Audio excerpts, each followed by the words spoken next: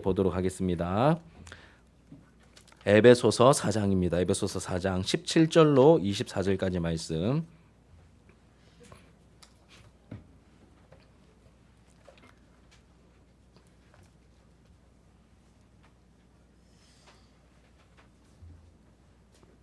에베소서 4장 17절로 24절까지 말씀. 우리 한 절씩 교독하고 마지막 절은 함께 읽도록 하겠습니다. 제가 17절을 먼저 읽겠습니다. 그러므로 내가 이것을 말하여 주 안에서 증언하노니 이제부터 너희는 이방인이 그 마음에 허망한 것으로 행함같이 행하지 말라.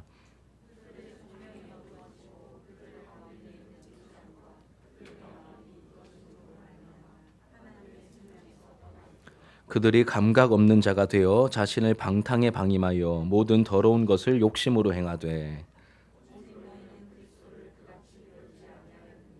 진리가 예수 안에 있는 것 같이 너희가 참으로 그에게서 듣고 또한 그 안에서 가르침을 받았을진대.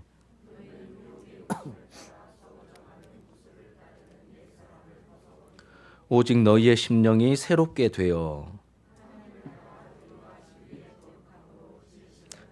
새 사람을 입으라. 아멘. 예, 여러분 오늘 이 본문의 말씀을 가지고 건강하게 자라고 어른스러워져 가라라는 제목으로 지난주에 이어서 두 번째 말씀을 증거하도록 하겠습니다. 우리 옆에 계신 분들과 함께 이렇게 한번 인사하시고 우리 시작하도록 하겠습니다. 잘 오셨습니다. 한번 인사하시겠습니다. 예, 잘 오셨습니다. 예.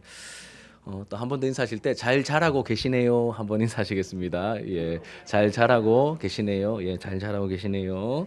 네, 네, 잘 자라고 있습니다. 예, 지난주에는 2026년 표를 정하게 된 건강하게 자라고 어른스러워져 가라라는 이 표를 정하게 된 배경에 대해서 함께 말씀을 나누었습니다.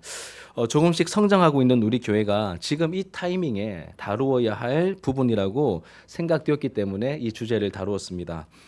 교회가 조금씩 성장하는 일은 정말 감사한 일이죠. 하나님의 은혜고 감사한 일입니다. 그런데 여기에 만족하며 넋놓고 있으면 안 됩니다. 보이지 않는 적들이 교회를 끊임없이 공격하고 있기 때문입니다. 교회 역사가 그것을 보여주고 있죠.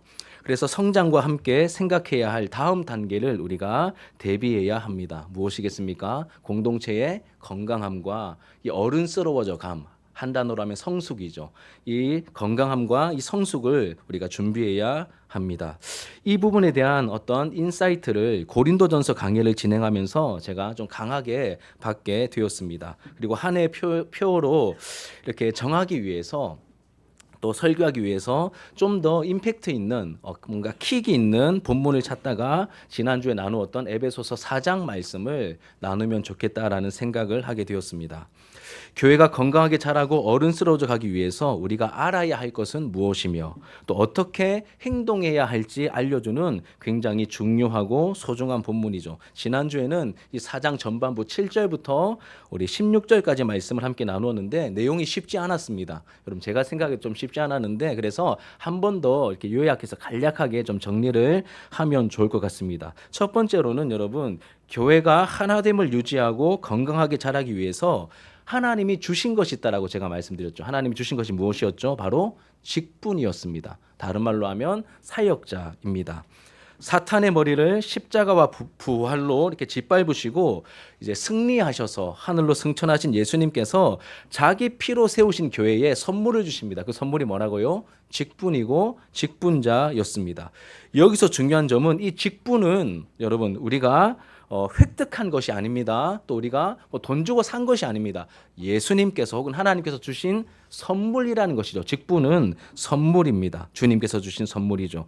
획득한 것이 아니니까 여러분 내가 획득한 것이 아니니까 교만하게 구시면 안 됩니다. 내가 집사라고 권사라고 장로라고 또 목사라고 여러분 우리가 교만하게 굴어서는 안 될 것입니다. 또 하나님께서 주신 것이니까 어떤 분들은 직분을 너무 또 쉽게 생각하시는데 그렇게 여기셔도 안 됩니다. 교만해서도 안 되지만 하나님이 주신 것이니까 어떻게 될까요? 소중히 여기는 마음을 가져야 할 것입니다. 직분은 그리고 이 사역자는 하나님이 교회에 주신 선물입니다.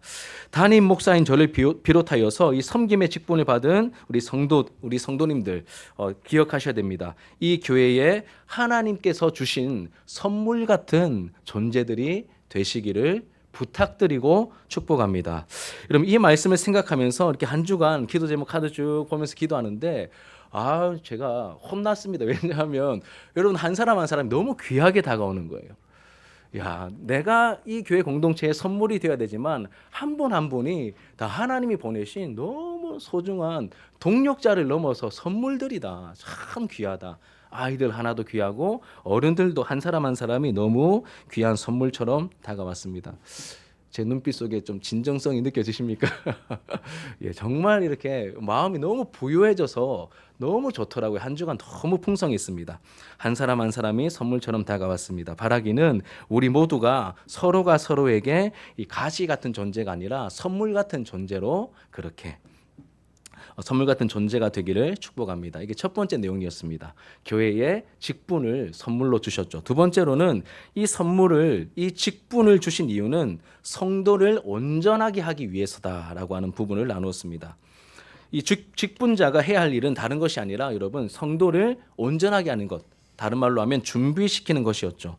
그리고 준비시키는 도구가 뭐였습니까? 하나님의 말씀이었습니다. 하나님의 말씀으로 준비시킬 수 있는 것이죠. 오직 하나님의 말씀으로만 우리 안에 있는 이 죄성이 다룸을 받을 수 있습니다. 그리고 능히 바른 길로 나아가게 만들 수 있는 것은 하나님 말씀밖에는 없습니다, 여러분. 그래서 하나님 말씀이 중요한 것이죠. 디모데후서 3장 16절 17절 같이 한번 여러분 주보에 있는 내용을 보시고 같이 읽겠습니다. 시작. 모든 성경은 하나님의 감동으로 된 것으로 교훈과 책망과 바르게 함과 의로 교육하기에 유익하니 이는 하나님의 사람으로 온전하게 하며 모든 선한 일을 행할 능력을 갖추게 하려 함이라. 아멘. 이 하나님의 말씀이 교훈하시고 책망하시고 바르게 하시고 의로 교육하시니까 우리를 하나님의 사람으로 온전하게 만들며 모든 선한 일을 행할 능력을 하나님의 말씀으로부터 공급받게 되는 것입니다. 그리고 이 준비는 여러분 교회를 섬기는 봉사의 일을 하게 하는 준비입니다. 그냥 잘 준비시켜서 네 마음대로 해라가 아니라 결국 목적지가 어디입니까? 교회를 섬기고 봉사하게 하는 그러한 준비라는 것 우리가 기억해야 하는 것이죠. 그리고 이 봉사와 섬김의 자리에서 우리가 섬기기도 하고 봉사하기도 하는데 그 목표는 무엇입니까? 그 목적은 무엇이죠? 그리스도의 몸된 교회를 세워가는 것입니다. 여러분 열심히 섬기고 열심히 봉사하면서 내 이름을 나타내는 것 이거 잘못된 동기죠. 아닙니다. 여러분 우리가 섬기면 섬길수록 더 낮아져야 되고 우리의 이름은 감추어져야 됩니다. 오직 예수님만 드러나게 하면서 그리스도의 몸된 교회가 제가 영어로 뭐라고 했습니까? 몸을 세우는 것 바디 빌딩이라고 했죠. 몸된 교회가 점점 건강하게 세워져 가게 하는 것이 이 봉사의 목적이라고 말씀을 드렸습니다. 우리가 이 부분을 분명히 마음에 새기고 봉사의 자리에 나아가서 먼저 훈련의 자리에서 잘 준비되어 훈련을 받고 봉사의 자리에서 봉사할 때 교회 공동체가 건강하게 세워져 갈 것입니다. 여러분들의 섬김으로 우리 주일학교 선생님들의 교육 공동체 교사들의 섬김으로 어린아이들이 건강하게 자랄 겁니다, 여러분. 청소년들이 건강하게 세워질 것입니다. 우리 청년들도 건강하게 세워질 것입니다. 또 저의 섬김으로 우리 어른들도 건강하게 세워지겠죠.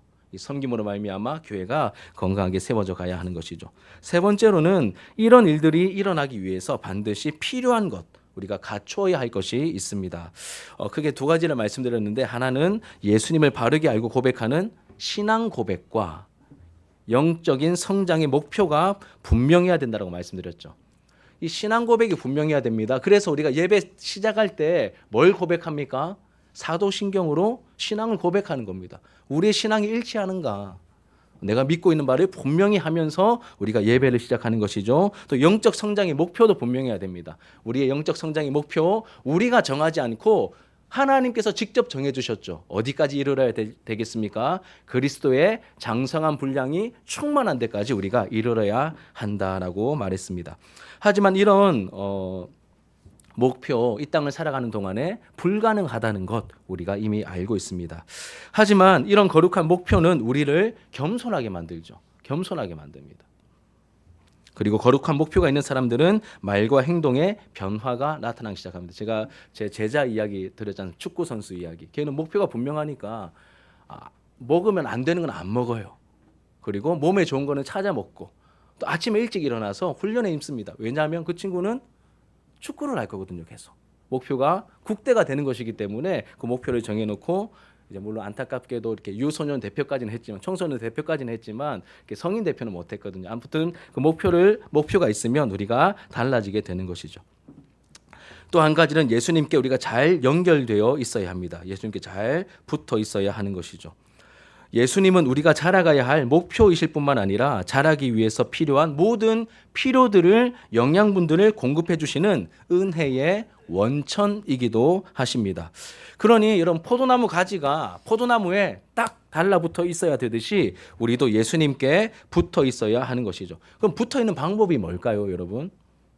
내가 막 애를 쓰면서 내가 막 이렇게 붙어 있는 것이겠습니까? 붙어 있는 방법은 다른 게 아니라 이 진리를 아는 것이고 또 이 진리를 믿는 것이죠. 이 진리를 아는 것이고 이 진리를 믿는 것입니다. 그러면 머리 대신 예수님께서 각 마디를 통하여 필요한 도움, 필요한 영양분을 공급해 주십니다. 그래서 이 마디가 누구냐면 마디가 직분자입니다. 말씀을 가르치는 사역자들을 말하는 것이죠. 그러니 교회에서 활동을 하고 사역자들을 대할 때 이런 진리를 염두에 두고 누군가를 대하는 것이 너무너무나 중요합니다. 직분을 받은 나의 섬김을 통해 교회의 그리스도의 은혜가 여러분 곳곳에 나타나게 될 것입니다. 마디인 직분자를 통하여 직분을 받으신 여러분들의 섬김을 통하여 구석구석까지 하나님의 은혜가 공급이 될 것입니다. 그렇게 정말 여러분 우리의 제대로 된 준비와 제대로 된 섬김으로 말미암아 정말 구석구석까지 예수님께서 흘려보내시는 그 은혜의 영양분들이 구석구석까지 흘러가서 너무 이제 이렇게 뭐라고 하죠? 건강검진을 하면 영적인 건강검진을 하면 야 진주 하나로 교회는 정말 건강하네. 이런 진단과 평가를 받을 수 있는 그러한 은혜가 우리 2026년 한 해 동안 가득하게 되기를 주님의 이름으로 축복합니다. 여러분 여기까지가 지난주에 나누었던 내용입니다. 자주 접하는 내용이 아니고 내용도 좀 깊고 좀 어려울 수 있는 내용이기 때문에 제가 오늘 일부러 한 번 더 이렇게 준비하여서 조금 이제 복습을 좀 이렇게 좀 단디했습니다. 기억나시죠? 지난주에 들었던 내용들 좀 잘 마음에 새기셨으면 좋겠습니다. 자, 오늘은 여러분 이 4장 후반부의 내용을 좀 일부를 다루도록 하겠습니다. 이 건강한 영적 성장을 위해서 우리 개인이 구체적으로 또 알고 실천해야 할 그 내용들이 있습니다. 그 내용들 소개하고 있는데 원래는 이제 4장 끝까지 다 다루려고 했었지만 앞에 복습을 좀 단디하려고 하다 보니까 양이 너무 많아요. 그래서 나누어서 또 진행하려고 합니다. 첫 번째로는 여러분 이 세상 사람들의 기준을 신자인 나에게 적용하시면 안 됩니다. 이게 첫 번째입니다. 우리가 건강하게 자라기 위해서 그리고 어른스러워져 가기 위해서는 이 세상 사람들의 기준을 신자인 믿는 신자인 또 그리스도의 제자인 나에게 적용하면서 살아가려고 하시면 안 됩니다. 17절을 같이 한번 읽어볼게요. 17절 시작. 그러므로 내가 이것을 말하며 주 안에서 증언하노니 이제부터 너희는 이방인이 그 마음에 허망한 것으로 행함같이 행하지 말라. 제가 다시 한번 읽어드릴게요. 그러므로 내가 이것을 말하며 주 안에서 증언하노니 이제부터 너희는 이방인이 그 마음에 허망한 것으로 행함같이 행하지 말라. 이제부터 너희들 믿음으로 은혜로 구원받았으니 신자가 되었고 교회의 일원이 되었으니 이방인들처럼 허망한 것을 따르는 그러한 행동들 그렇게 살아가면 안 돼. 이렇게 말씀하고 있는 것이죠. 우리 생활의 기준점을 예수를 모르는 이방인들로 잡아서는 안 된다는 뜻입니다. 그들의 삶이 괜찮아 보인다고 그들의 삶이 있어 보인다고 그들 따라서 우리가 살아가려고 하면 안 된다는 뜻이죠. 제가 한번 예를 좀 들어드릴게요. 어느 제가 예능 프로그램 좀 오래된 이야기인데 어느 예능 프로그램에서 박완규라는 가수 아십니까? 박완규. 부활의 이렇게 이제 싱어였죠. 이 박완규 얼굴은 별론데 머릿결은 되게 죄송합니다. 예, 머리 길고 이렇게 머리 길고 이렇게 머릿결 되게 좋은 노래 잘하시는 그 박완규라는 이제 락 가수가 있습니다. 이제 그룹 부활 출신인데 이 부활의 리더 이게 이 싱어들은 바뀌는데 뭐 이승철 씨도 부활해서 노래 불렀었고 여하튼 싱어는 자꾸 바뀌는데 이 리더는 안 바뀝니다. 이제 기타 치는 김태원이라고 하는 그분도 머리가 기시죠, 그렇죠? 늘 선글라스 끼고 나오셔가지고 늘 걸걸하시는 뭐 아시는 분은 아실 것입니다. 이 두 분이 어떤 예능 프로그램에서 대화를 나누는데 이 박완규가 마음에 쌓인 게 있었나 봐요. 이 박완규 가수 박완규가 후배입니다. 그리고 김태원은 리더이고 선배입니다. 그래서 말하기를 아니 왜 그렇게 우리에게 옛날에 그렇게 왜 그렇게 못 이렇게 막 박하게 굴었냐면서 막 이렇게 마음에 쌓였던 이야기를 내뱉었습니다. 그때 좀 이렇게 좀 착하게 해주지. 이 배경이 뭐냐면 좀 오디션 프로 같은데 나와서 이렇게 예능하면서 이렇게 대화하는 내용이었거든요. 그러면서 지금 선배가 태원이 형이 지금 이 오디션 참가자들에게 너무 친절하게 너무 이렇게 상냥하게 대하듯이 그때도 우리 좀 그렇게 좀 해주지 왜 우리는 그렇게 좀 박하게 대했냐고 맨날 뭐라고 하고 왜 그렇게 막 뭐라고 했냐라고 하면서 막 그 옛날 이야기를 꺼내며 하소연했습니다. 그러자 김태원이 이렇게 말하는 거예요. 이게 좀 기억에 많이 남았습니다. 야, 지금 얘네들은 오디션에 나온 아마추어고 너희는 무대에서는 프로잖아. 얘네는 아마추어고 너희는 프로잖아. 그때도 프로고 지금도 프로잖아. 그러니 아마추어 대하듯이 내가 너희를 대하는 게 맞냐? 이렇게 말하는 거예요. 맞지 않습니까, 여러분? 제가 어린아이 대하듯이 어른을 대하면 안 되듯이 또 제가 초신자들을 대하듯이 우리 중직들을 대하면 안 되듯이 기준점이 다른 것입니다. 우리가 믿는 신앙을 가지고 있다면 세상 사람들의 기준으로 우리를 대해달라고 주님께 부탁하면 안 되는 거예요. 믿는 신자이기 때문에 거룩하게 된 하나님의 백성들이기 때문에 거룩한 목표를 향해 가고 있기 때문에 우리에게 좀 더 특별한 기준을 우리에게 부여하시고 요청하시는 것이죠. 지금 바울은 놀라운 은혜로 구원을 받아 하나님의 자녀가 된 이 에베소 교회 성도들에게 말하고 있는 것입니다. 놀라운 은혜로 성도가 되었으니 그리스도의 제자가 되었으니 이방인처럼 행하지 말라고 말하는 겁니다. 그리고 이방인들의 특징을 이렇게 말하죠. 우리 18절부터 20절까지 말씀 같이 한번 읽겠습니다. 시작. 그들의 총명이 어두워지고 그들 가운데 있는 무지함과 그들의 마음이 굳어짐으로 말미암아 하나님의 생명에서 떠나 있도다. 그들이 감각 없는 자가 되어 자신을 방탕에 방임하여 모든 더러운 것을 욕심으로 행하되 오직 너희를 그리스도를 오직 너희는 그리스도를 그같이 배우지 아니하였느니라입니다. 그들은 어디에 있다고 말합니까? 어둠 가운데 있다. 어둠 가운데 있다. 그리고 무지함이 있다. 무지함 가운데 있다라고 말합니다. 이 무지함은 하나님을 인정하지 않으려는 완고한 마음에서 오는 그 어떤 이성의 이제 어두움을 말하는 것입니다. 이 어두움과 무지함 그리고 굳어짐은 딱딱한 껍질을 말하는 거예요. 여러분 갑각류 좋아하십니까? 갑각류 껍데기처럼 이렇게 딱 굳은 껍질을 말합니다. 이 양심의 기능이 마비된 상태가 바로 굳어짐. 그러니까 여러분 이 표현들을 잘 기억하십시오. 이방인들의 특징입니다. 하나님을 모르는 사람들의 특징 어둡습니다. 무지합니다. 굳어져 있습니다. 양심이 굳어져 있습니다. 마음은 어둡고 이성은 무지함 가운데 있고 양심은 딱딱하게 돌처럼 굳어져 있기 때문에 하나님을 두려워하지 않죠. 하나님 두려워하지 않습니다. 오히려 무시하고 자기 본성과 욕심을 따라 방탕하게 행동합니다. 욕심으로 행합니다. 이 방탕이라는 말은 제가 이렇게 좀 찾아보니까 이런 뜻입니다. 타인에 대한 배려가 없이 수치나 또 두려움이 없이 행하는 모든 추태들이 방탕이랍니다. 그러니까 타인에 대한 배려가 없어요. 그러니까 하나님만 무시하는 게 아니라 하나님은 당연히 무시하고 있고 다른 사람에 대한 배려가 없습니다. 그리고 부끄러운 줄 몰라요.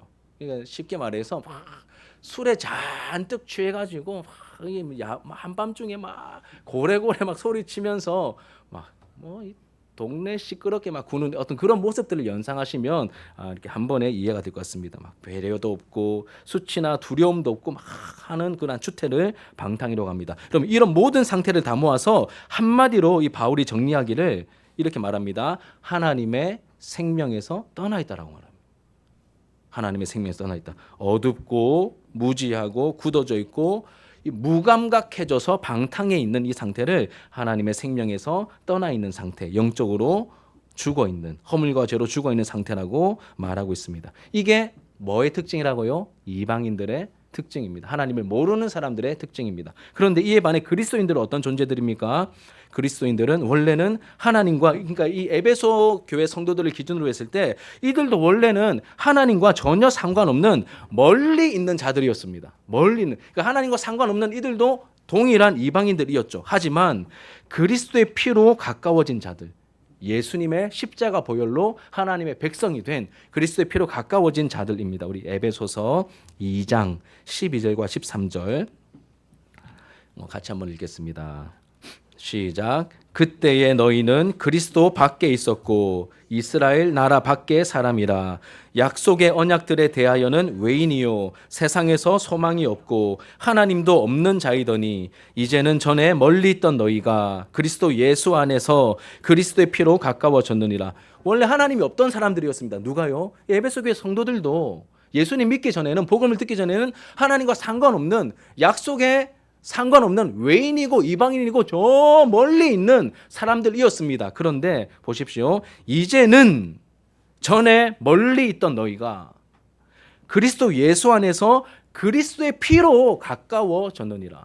여러분, 이들이 하나님께 가까워지고 그리스도 안에 거하게 되고 교회의 일원이 되고 하나님의 자녀가 된 것은 무엇 때문입니까? 이들의 노력과 이들의 잘남과 이들의 어땀 때문이 아니라 누구 때문이죠? 그리스도 예수의 피 때문에, 우리가 알고 있는 그 십자가 보혈의 공로 때문에 교회의 일원이 될 수 있었던 것이죠. 이제는 믿음으로 말미암아 소속이 바뀌었습니다. 이들의 소속이 바뀌었습니다. 멀리 있던 그들이 이제는 전에 멀리 있던 너희가 그리스도의 피로 가까워졌다. 하나님의 자녀가 되었다고 말합니다. 그러니 예전처럼 예수를 모르고 하나님이 없고 생명에서 떠나 있던 그 사람들을 기준으로 살아가면 되겠습니까? 안 된다는 거예요. 이방인이 아니고 그리스도인이 되었기 때문에 하나님이 주신 새로운 기준을 가지고 하나님의 말씀을 따르는 방식으로 살아가야 한다는 것입니다. 만약에 자꾸 이렇게 세상 사람들과 비교하면서 그들처럼 그들을 기준으로 삼아 살아가려고 하는 것은 영적으로 되게 쪽팔리는 겁니다. 아까 제가 말했던 박완규가 자꾸 프로로서 김태원이 대우를 해줘서 뭐라고 하는 건데, 높은 기준을 대하는 건데 자꾸 나 힘들어, 형 나 힘들어, 나도 아마추어처럼 대해줘. 어떻습니까? 쪽팔리는 거잖아요. 마찬가지입니다. 우리 믿는 신자들도 그럼 영적으로 보면 프로라는 거예요. 아마추어가 아니라는 것이죠. 그러니 이렇게 새로운 기준을 우리에게 주시면서 그 하나님의 방법을, 그리스도의 제자다운 삶을 살아가라고 말씀하고 있는 것입니다. 여러분, 고린도전서 제가 강의할 때 음행의 문제, 이 음란의 문제를 다루면서 이런 표현을 제가 설명드린 적이 있습니다. 모든 것이 가하나 다 유익한 것이 아니요. 이 뜻 기억나십니까? 그러니까 고린도 도시에 살고 있는 그 사람들에게는 아프로디테 신전에 가서 자기 자신들의 성적인 욕구를 그 1000명이나 되는 여사제들, 말이 좋아 여사제지 실제로는 창녀들에게 가서 그들의 성적인 욕구를 해소하는 것, 그 고린도 도시에서는 법적으로 허용되었습니다. 그러니까 모든 것이 가합니다. 법적으로는. 그런데 사도 바울은 뭐라고 말합니까? 모든 것이 다 가한 것처럼 보이지만 다 할 수 있는 것은 아니다. 우리는 다른 기준을 가지고 살아가기 때문에 고린도 교회 성도들은 거기 가서 기웃거리면 안 돼. 다른 기준을 제시했던 것 여러분 기억이 나실 것입니다.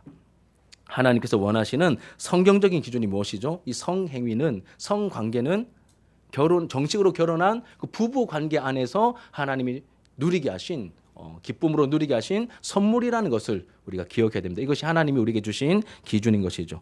사랑하는 여러분, 말씀과 교회를 혹여나 멀리하다가 점점 어두운 세상에 깊이 빠져서 세상적인 욕심, 이 욕심 가득한 이 마음과 방탕한 모습으로 살고 있었던 내 모습이 만약에 이 말씀을 들으면서 여러분 혹여나 깨달아진다면, 말씀을 듣는 가운데 내가 세상에 깊이 물들어 있었구나, 뭐 꼭 여러분 막 이렇게 음란한 행동을 하고 이 차원이 아니더라도 내 마음이 이미 많이 세상적으로 기울어 있었구나라고 하는 것이 여러분 깨달아지신다면 오늘 이 말씀의 빛이 저와 여러분들의 심령을 비추셔서 바른 자리로 돌이켜 회개하게 되기를 주님의 이름으로 축복합니다. 여러분 깨닫지 못하면 계속 머물러 있는 겁니다. 말씀을 통하여 빛을 비추어 주시고 우리의 양심과 우리의 영혼을 비추어 주셔서 깨닫게 하셔서 이게 잘못된 자리구나. 여기 있으면 안 되는 거구나. 나는 그리스도인이구나. 하나님의 자녀잖아. 라고 하는 것을 깨닫고 바른 자리로 돌이키는 것이 회개죠. 이렇게 돌이키게 되는 회개의 은혜가 저와 여러분들 안에 나타나게 되기를 소망하고 축복합니다. 여러분 그러면 우리가 돌이키면 내 안에 어둠이 물러갈 겁니다. 마음이 새롭게 될 것입니다. 굳은 양심이 점점 부드러워지게 될 것입니다. 예수 안에 있는 사람처럼 예수님께 배웠고 배우고 있는 예수님의 제자들처럼 행동할 수 있는 저와 여러분들의 모습이 되기를 소망합니다. 이것이 첫 번째 내용입니다. 세상 사람들의 기준을 신자인 나에게 적용하시면 안 됩니다. 두 번째는 무엇이냐면 이 정체성을 분명하게 하고 따라야 할 분을 따라가야 합니다. 다시 말씀드립니다. 이 정체성, 다른 말로 하면 소속이죠. 여러분 소속을 분명히 하셔야 됩니다. 소속을 분명하게 하고 따라야 할 것을 따라야 할 분을 우리가 따라야 합니다. 여러분 우리는 세상에 속한 사람이 아닙니다. 누구에게 속했죠? 예수님께 속한 사람들입니다. 예수님께 연결되어 마디 역할을 하는 직분자들을 통해 그분의 말씀을 배우며 따르고 있는 예수의 제자라는 사실, 이 정체성을 여러분 분명히 하셔야 합니다. 여러분 이 정체성이 보면 그러니까 나는 하나님의 자녀야. 나는 세상에 속하지 않은 하나님께 속해 있는 교회에 속해 있는 하나님의 자녀일 뿐만 아니라 예수님께로부터 배우고, 근데 실제로는 누구를 통해 배웁니까? 예수님이 선물처럼 주신 직분자를 통하여 배우고 예수님을 닮아가고 예수님을 따라가는 나는 예수님의 제자야 라고 하는 이 정체성이 분명해야 됩니다. 이 정체성이 분명해야 다음 단계로 넘어갈 수 있습니다. 그럼 하나님의 자녀가 아닌 사람에게 하나님의 자녀답게 살라고 말하면 폭력이죠. 그렇게 말해서도 안 되고 말해도 듣지도 않을 겁니다. 그런데 제가 여러분들에게 그리스도의 제자다워지셔야 됩니다. 건강하게 자라셔야 됩니다. 하나님의 자녀답게 세상의 기준이 아니라 이 성경의 기준, 하나님의 기준을 가지고 살아가야 됩니다라고 말하는 이유가 뭘까요? 여러분들이 그리스도의 제자요, 하나님의 자녀라고 믿기 때문에 이 말씀을 전하는 것이고 이 말씀을 나누는 것입니다. 근데 만약에 이 정체성과 소속이 분명하지 않다면 계속 힘드실 거예요. 목사님 왜 저러셔? 좋은 분인 줄 알았는데 자꾸 힘든 말씀하시네. 이렇게 다가올 텐데 내 정체성과 내 소속이 분명하면 나에게 필요한 말씀을 주님께서 주시는데 대신 전하시는 거구나. 듣고 따라야 되겠구나. 여기까지 갈 수 있는 것입니다. 그래서 우리의 신분과 소속을, 정체성을 분명하게 하는 것이 너무너무 중요합니다. 사실 여러분 신앙생활은 정체성의 싸움이기도 합니다. 자꾸 내가 누군지 헷갈리시면 신앙생활 하는데 너무 힘들어요. 하지만 내가 분명히 누구인 줄 알고 그 위에서 신앙생활 하시면 그 자녀들에게, 제자들에게, 하나님의 백성들에게 허락하신 그 능력과 생명을 맛보면서 신앙생활을 하실 수 있는 겁니다. 그래서 너무나 중요한 것이죠. 우리 21절 같이 한번 읽어볼게요. 21절 시작. 진리가 예수 안에 있는 것 같이 너희가 참으로 그에게서 듣고 또한 그 안에서 가르침을 받았을진대. 진리가 예수 안에 있는 것 같이 너희가 참으로 그에게서 듣고 또한 그 안에서 가르침을 받았다면, 이런 뜻입니다.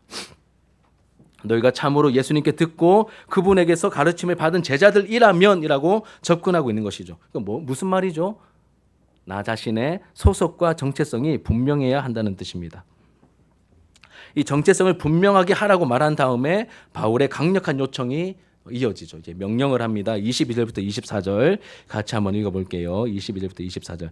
되게 유명한 말씀이기도 하고 제가 지난주에 이어서 이번 주에도 예배 시작할 때 여러분들을 초청하는 그 부르심의 멘트로 사용한 성경 구절이기도 합니다. 같이 한번 읽어볼게요. 시작. 너희는 유혹의 욕심을 따라 썩어져가는 구습을 따르는 옛사람을 벗어버리고 오직 너희의 심령이 새롭게 되어 하나님을 따라 의와 진리의 거룩함으로 지으심을 부르심을 받은 새 사람을 입으라. 아멘. 굉장히 많이 들어본 그런 말씀이시죠. 두 가지가 우리의 시선을 사로잡습니다. 하나는 벗어야 할 것과 입어야 할 것이 있다라고 말합니다. 벗어야 할 것이 있고 입어야 할 것이 있습니다. 또 하나는 우리가 무엇을 따르고 있는지 점검해야 한다라는 그 뉘앙스를 우리에게 보여주고 있습니다. 여러분, 성경에서 반복되어 나오는 성경의 반복은 대부분 뭐라고 했는지 기억나십니까? 강조죠. 여러분, 반복은 강조입니다. 이 짧은 구절에서 무엇이 반복되고 있습니까? 무엇을 따르는 이런 말들이 이제 3번이나 반복이 됩니다. 우리가 무엇을 따르고 있는지를 생각하게 만들죠. 너희는 유혹의 욕심을 따라 썩어져가는 구습을 따르는 옛사람을 벗어버리고, 뭘 따르고 있는지 보라는 거예요. 뭘 따르고 있는지 보라는 것입니다. 여러분, 예수님을 알기 전에 우리의 옛사람은 무엇을 따랐습니까? 우리도 똑같죠. 이 세상의 가치를, 그리고 우리의 욕심을 자극하며 추구하게 만드는 세상의 유행과 풍조를 따랐죠. 남들이 좋은 차 타면 나도 좋은 차 타야 되고, 남들이 좋은 아파트 살면 나도 아파트에 살아야 되고, 남들이 이렇게 학생들 같은 경우에 내 주변에 또래들이 다 어학연수 가면 나도 때 되면 가야 되고, 다 그냥 이유와 목적이 별로 없어요. 그냥 남들이 하는 만큼 나도 해야 돼. 이 유행과 풍조를 따라 그동안 살아왔던 너희이지 않느냐라고 우리에게 말하는 것이죠. 그리고 말씀을 좀 더 자세히 보면 어떤 행동을 하기 이전에 마음에서의 움직임이 먼저 나타난다는 것을 우리가 알게 됩니다. 말씀을 보시면 너희는 유혹의 욕심을 따라. 이거 어디서 나타나는 겁니까? 마음이죠. 유혹의 욕심을 따르는 것, 마음입니다. 이 마음에서의 움직임이 먼저 나타나는 것을 알게 됩니다. 유혹의 욕심을 따르는 것은 마음에서 일어나는 일들이죠. 여러분, 우리의 마음이 이기적인 본성과 이를 부추기는 세상 유혹에 충동되어 있으면, 다시요, 우리의 마음이 세상 욕심에 충동되어 있으면 우리의 행동은 썩어져가는 구습을 따르게 되어 있습니다. 우리의 마음에서 먼저 유혹의 욕심을 따르는 식으로 넘어가 있으면 우리의 행동도 세상의 이 옛날 습관, 이 구습을 따라가, 썩어져가는 구습을 따르게 되어 있다는 것이죠. 보이지 않지만 영원한 하나님 나라에 대한 목표와 소망을 두고 살아가는 것이 아니라, 여러분, 우리가 호흡이 붙어 있는 동안 이 잠시, 여러분, 좀 저보다 연세가 많으신 분들께 좀 죄송하고 좀 건방져 보일 수 있지만, 조금씩 나이가 들어갈수록 이 한 해, 제가 작년에 좀 크게 느꼈던 것 같아요. 한 해를 시작한 지 정말 얼마 안 된 것 같은데 너무 빨리 지나가 버렸어요. 2025년이. 2026년을 시작하면서 야, 정말 빨리 가겠다라고 하는 게, 막 누가 옆에서 야, 세월 빨리 간다 말해주는 게 아닌데 막 이렇게 뭐라고 해야 되죠? 막 다가와요, 엄청. 그러면 여러분, 우리가 얼마나 좋은 걸 소유하고 있든지 간에 이거 내가 잠깐 내가 갖고 있다가 그냥 내 손을 떠나가겠구나라는 생각이 들더라고요. 너무 많이 나갔습니까? 우리가 호흡이 붙어 있는 동안 잠깐 소유했다가 세상이 떠날 때, 여러분, 아무것도 못 가져갑니다. 아무것도 못 가져가요. 그 증거가 뭐죠? 제가 어린 아이들 설교할 때 그 얘기 했었는데, 수위에는 주머니가 없습니다.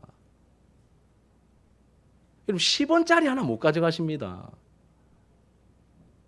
땅 한 평이 아니라 1cm도 못 들고 가세요. 다 누구 겁니까? 내 거 아니란 거죠. 다 하나님 겁니다. 주인 따로 계십니다.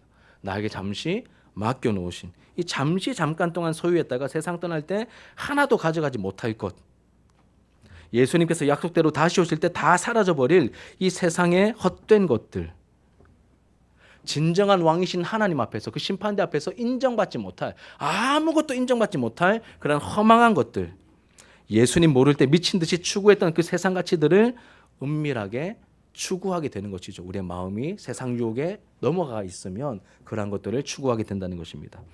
바울은 이렇게 세상에 반응하고 헐떡거리고 있는 우리의 옛사람을 벗어버리라고 말합니다. 그 옛사람 벗어버려라. 우리는 세상에 속한 자들이 아니다. 세상에 대하여 내가 죽었음을 믿음으로 선포해야 하는 것이죠. 나의 옛사람이, 여러분들의 옛사람이, 저의 옛사람이 예수님과 함께 십자가에서 이미 함께 처리되었음을 알고 계십니까? 알고 계셨는데 자꾸 잊어버리죠. 그렇죠? 날마다 죽어야 되는 거예요. 마귀의 유혹과 장난질에 넘어가면 안 되는 것이죠. 우리 갈라디아서 2장 20절 같이 한번 읽겠습니다. 갈라디아서 2장 20절. 이 부분을 너무 잘 보여주는 너무나 중요한 성경 구절입니다. 같이 읽겠습니다. 시작. 내가 그리스도와 함께 십자가에 못 박혔나니 그런즉 이제는 내가 사는 것이 아니요 오직 내 안에 그리스도께서 사시는 것이라. 이제 내가 육체 가운데 사는 것은 나를 사랑하사 나를 위하여 자기 자신을 버리신 하나님의 아들을 믿는 믿음 안에서 사는 것이라. 아멘. 내가 그리스도와 함께 십자가에 못 박혔다. 나는 죽었다. 나의 옛사람은 죽었다. 그런즉 이제는 내가 살아있는데 내가 사는 것이 아니요 누가 사는 것입니까? 내 안에 그리스도께서 사시는 것이다. 이걸 다시 한번 설명하기를, 이제 내가 육체 가운데 사는 것은 나를 사랑하사 나를 위하여 자기 자신을 버리신 하나님의 아들을 믿는 믿음으로 사는 것이 바로 그리스도께서 나를 사시는 것이다 라고 말하고 있습니다. 여러분, 나의 옛사람은 죽었다라고 말씀하고 있습니다. 그래서 여러분, 내가 자꾸 불쑥불쑥 살아날 때 내 자존심이 막 나를 괴롭히고 나의 어떤 염려와 어떤 두려움들이 막 나를 괴롭힐 때 자꾸 마음에 이렇게 내 영혼에게 자꾸 알려줘야 됩니다. 나는 죽었다. 사무엘은 죽었다. 나는 죽었다. 나는 죽었다. 이 부분에 대해서 좀 깊이 있는 깨달음을 얻으신, 그래서 이렇게 이 부분에 대한 설교를 많이 하신 분이 유기성 목사님이십니다. 나는 죽고 예수로 사는 사람. 그 책도 쓰셨죠. 그분의 쓰신 칼럼을 제가 읽었는데 자꾸 막 옆 교회가 막 이렇게 부흥했대요. 막 이렇게 내가 살아 있으니까 막 견제가 되고 막 시기가 되잖아요. 근데 그 하나님 뜻이 아니니까. 근데 안 되는 거예요. 그래서 어떻게 했을까요? 기도하기를, 가슴에 손을 얹고 아침마다 하나님, 나는 죽었습니다. 나는 죽었습니다. 나는 죽었습니다. 그러니까 어느 순간에 진짜 자기 죽음이 임하더래요. 나는 죽었지. 그리스도와 함께 죽었어. 나의 옛사람은 죽었어. 굉장히 우리에게 유익한 통찰인 것 같습니다. 여러분, 우리도 자꾸 나의 옛사람이 막 이렇게 살아나려고 할 때 가슴에, 마음에 손을 얹고 우리도 명령하면서 하나님 앞에서 그렇게 기도해야 할 것 같습니다. 그리고 믿음은 여러분, 그렇게 여기는 게 믿음입니다. 그렇게 여기는 게 믿음. 실제로 일어난 영적 사건이기에 그렇게 여기는 것이 믿음입니다. 제가 이 부분은 또 따로 설명하려면 또 시간이 길어지기 때문에 로마서 6장에 보면 그렇게 여기는 것이 믿음임을 우리가 알 수 있습니다. 자, 이렇게 십자가에서 나의 옛사람이 처리되었다는 것을 확인했다면 여기서 멈추면 안 됩니다. 한 걸음 더 적극적으로 우리가 나가야 됩니다. 23절을 같이 읽으시죠. 시작. 오직 너희의 심령이 새롭게 되어. 그럼 보통 나의 옛사람은 죽었어, 이렇게 막 뭔가 좀 분위기가 올라오면 이렇게 이어져야 정상입니다. 그러면 너희 심령을 새롭게 해라. 막 이렇게 적극적인 분위기가 막 나타나잖아요. 그러면 너희 심령을 너희가 새롭게 해라. 옛사람이 죽었으니 너희 심령을 새롭게 해. 이렇게 해야 정상인데 이게 수동태로 되어 있어요. 오직 너희 심령이 새롭게 되어. 주체가 내가 아니라는 거예요. 새롭게 해주시는 분이 새롭게 해주시는 그 단계로 우리가 나아가야 한다라고 말합니다. 우리가 스스로 마음을 정리하고 마음을 새롭게 고쳐 먹을 수 있습니다. 이게 불가능한 게 아닙니다. 그런데 우리가 스스로 마음을 정리하고 마음을 새롭게 고쳐 먹는 수준의 권면에 머물지 말라는 뜻입니다.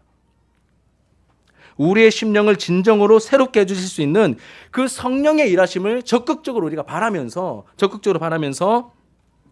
하나님 앞에 나아가라는 뜻입니다.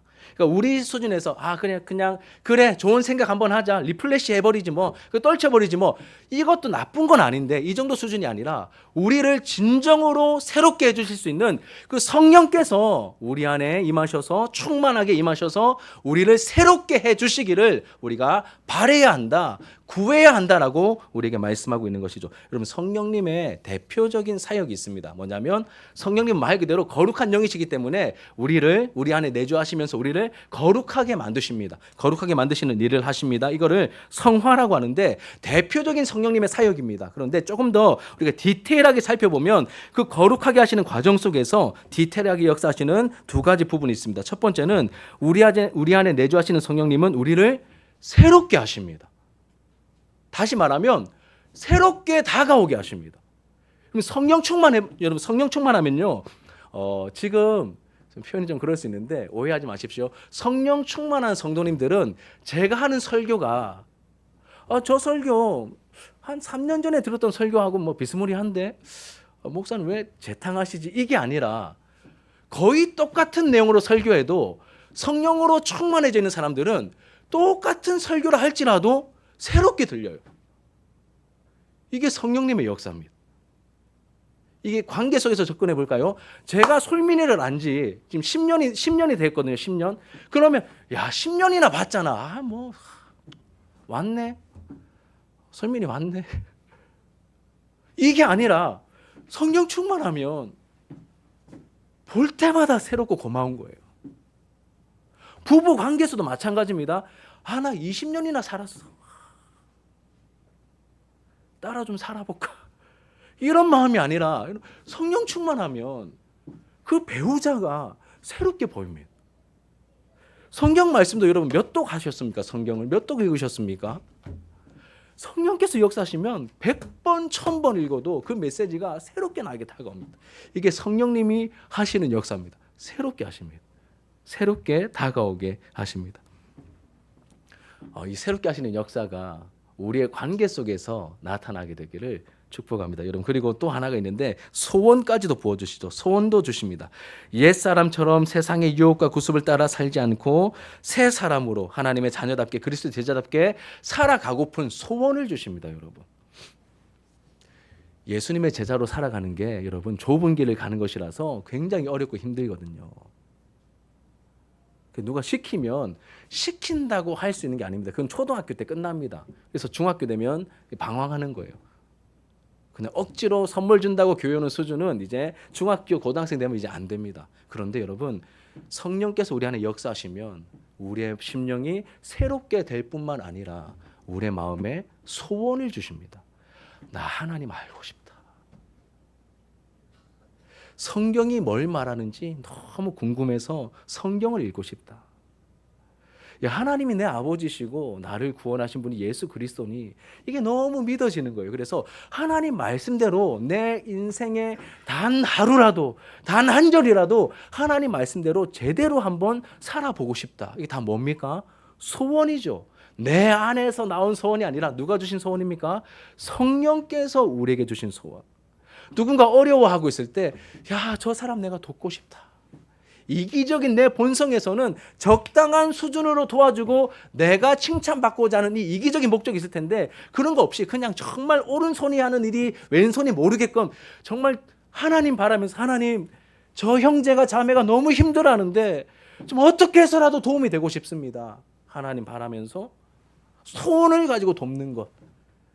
누가 하게 하십니까? 성령께서 우리 안에 새 마음을 주시고 성령께서 우리에게 소원을 주실 때 할 수 있는 것이죠. 여러분 눈치 보며 섬기고 행하는 것은 종들이 하는 것입니다. 종들이 하는 거예요. 알바생들이 사장님 오나 안 오나 눈치 보면서 물론 다 그런 건 아니지만 하지 여러분 사장님이 일할 때는 어떻게 하겠습니까? 돈을 더 많이 벌려고 소원을 가지고 일하겠죠. 그리고 사장님의 아들이든 딸이든 자녀가 만약에 알바를 도와준다면 우리 아빠 가게니까 잘 돼야 자기가 용돈을 많이 받을 거 아니에요. 그러니까 종된 마음은 눈치를 봅니다. 하지만 자녀들은 성령께서 주시는 소원을 가지고 아버지의 기쁨이 되기 위하여 신앙생활을 해 나가는 것이죠.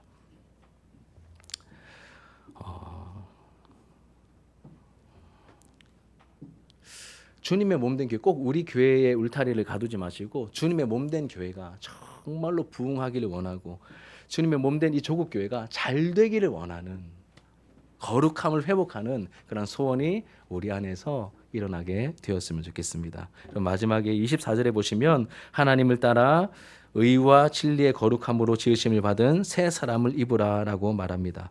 오늘 본문의 마지막 24절은 우리가 무엇을 추구해야 되는지 말해줍니다. 구습을 따르는 옛사람을 벗어버렸다면 여기서 멈출 것이 아니라 성령께서 새롭게 변화시켜 주시는 이 새 마음과 적극적인 태도를 가지고 새 사람을 입으라고 강력하게 권면하고 있습니다. 여러분, 옛사람의 특징은 세상 유혹을 따른다는 것에 있었죠. 이에 반해 새 사람의 특징은 하나님께서 처음 창조하셨을 때의 원래의 모습을 특징으로 하고 있습니다. 그러니까 이게 죄를 짓기 전 그 원래 하나님의 형상으로 창조되었던 그 모습이 바로 이 새 사람의 정체라는 것이죠. 그럼 죄를 짓기 전에 아담과 하와가 어땠을까요? 하나님을 부담스러워했을까요? 하나님을 멀리하고 싶었을까요? 아니면 하나님 아닌 다른 것으로 만족함을 누렸을까요? 아닐 것입니다. 이 원래 창조되었던 하나님의 형상이었던 아담과 하와는 하나님을 사랑했겠죠. 하나님만으로 만족함을 누렸을 것입니다. 하나님을 더 알고 싶어하고 하나님과 더 깊이 교제하고 싶은 그 소원으로 가득했을 것입니다. 예수님이 주 예수보다 하나님보다 더 귀한 것이 없음을 알고 이 땅을 살아갈 때 하나님의 뜻을 따라 살아가기로 마음을 먹고 하나님의 뜻을 구하며 실천하며 살아가는 모습이 바로 이 새 사람 된 사람의 모습일 것입니다. 여러분, 만약에 이렇게 새 사람들이, 제가 오늘 정체성을 많이 강조하죠. 이렇게 정체성이 분명한 나는 새 사람이야. 새로워진 마음과 새 소원을 가지고 이 새 사람들로 준비가 된 이 사람들이 모여서 신앙생활하고 예배드리고 섬기는 공동체의 모습을 한번 상상해 보십시오. 어떨까요? 생명력이 넘치지 않겠습니까? 무럭무럭 자라가지 않겠습니까? 건강하게 자라가게 될 것입니다.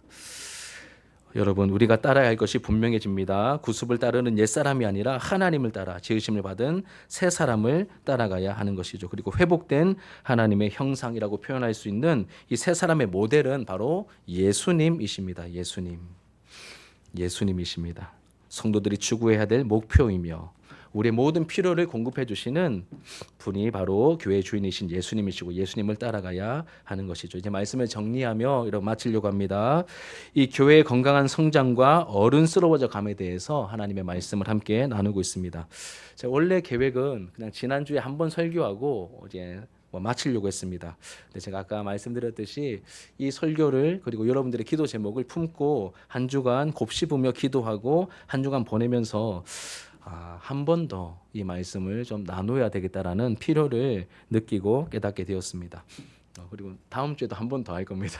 4장 마지막 남아 있는 이 부분들 이제 정말 구체적으로 실천해야 될 내용들 한 번 더 나눌 텐데, 여러분, 하나님께서 제가 이 말씀을 쭉 묵상하고 설교를 준비하면서 이런 마음이 들었습니다. 하나님께서 저와 여러분들이 우리 진주 하나로 교회가 그냥 그럭저럭 신앙생활하기를 그냥 존재하기를 원하지 않으시는 것 같다.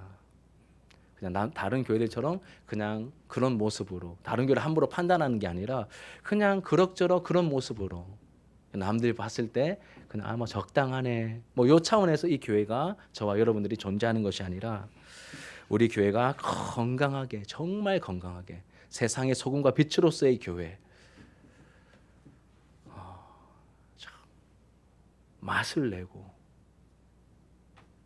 어두운 곳에 빛을 밝히며 교회가 교회다운 그 아름다움과 영광스러움을 나타내면서 이 교회가 우리 진주 하나로 교회가 정말 존재하기를 이 세상 속에 그렇게 존재하고 그 사명을 감당하는 모습을 보이기를 원하시는구나라고 하는 생각을 많이 하게 되었습니다. 그런데 여러분, 이거는 저절로 되지 않습니다. 교회가 교회다움을 맛보고 누리고 싶다면 우리가 마귀의 공격과 방해가 있다는 것을 알아야 되고 훈련받는 자리에 나아가야 되고 훈련의 목표가 주님의 몸된 교회를 세우는 것에 있다는 것을 우리가 알아야 됩니다. 그리고 그 순서에 따라 하나씩 우리가 나아가야 될 것입니다. 오늘 나누고 배운 말씀을 기억하면서 여러분 마음에 새기시길 바랍니다. 개인의 영적 성장과 교회 공동체의 건강한 자람을 위해서 오늘 두 가지를 나누었습니다.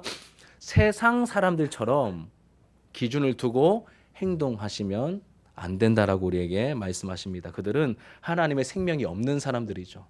아마추어들입니다. 하나님의 자녀들인 우리들에게 하나님의 말씀을 따라 제자답게 살아가라고 우리에게 말씀하십니다. 두 번째로는 하나님께 속한 그리스도의 제자라는 정체성을 분명하게 해야 한다라고 말씀하시죠.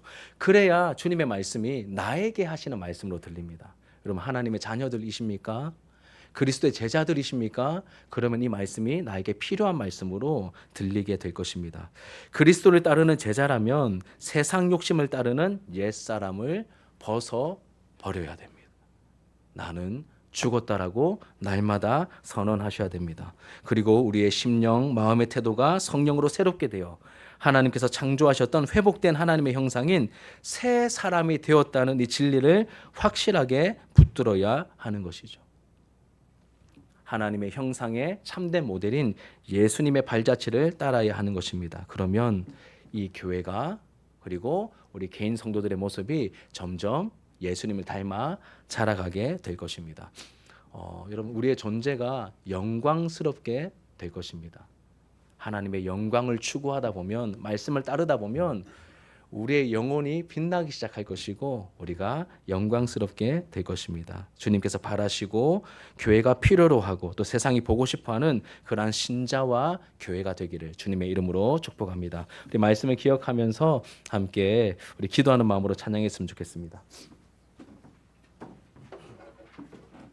나 무엇과도 주님을 바꾸지 않으리. 함께 찬양하겠습니다.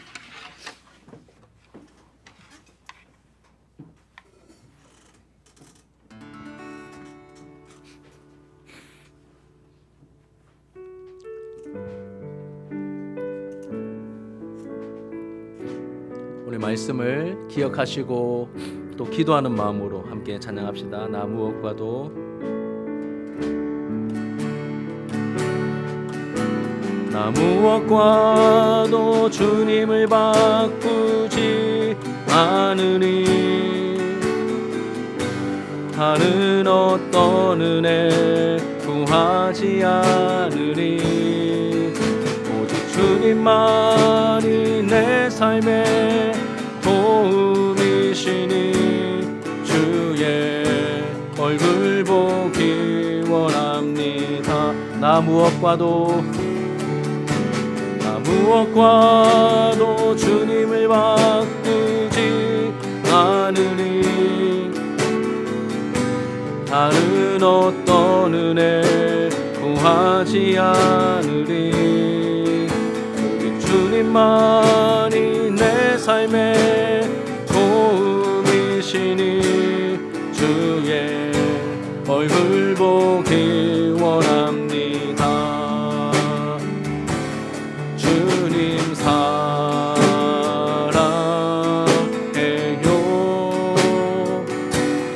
온 마음과 정성 다해 하나님의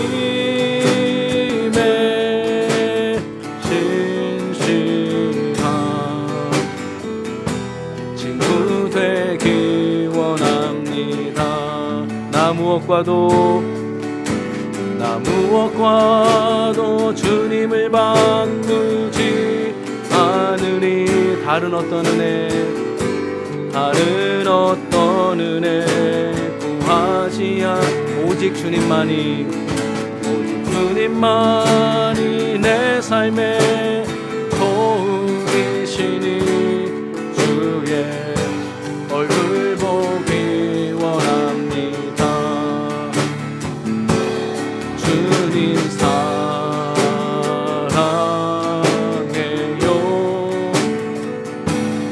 온 마음과 정성 다해 하나님의 신실한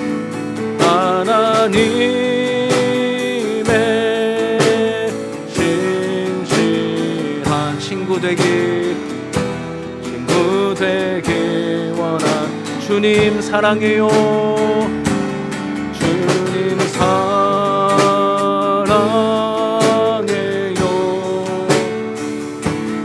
온 마음과 정성 다해 하나님의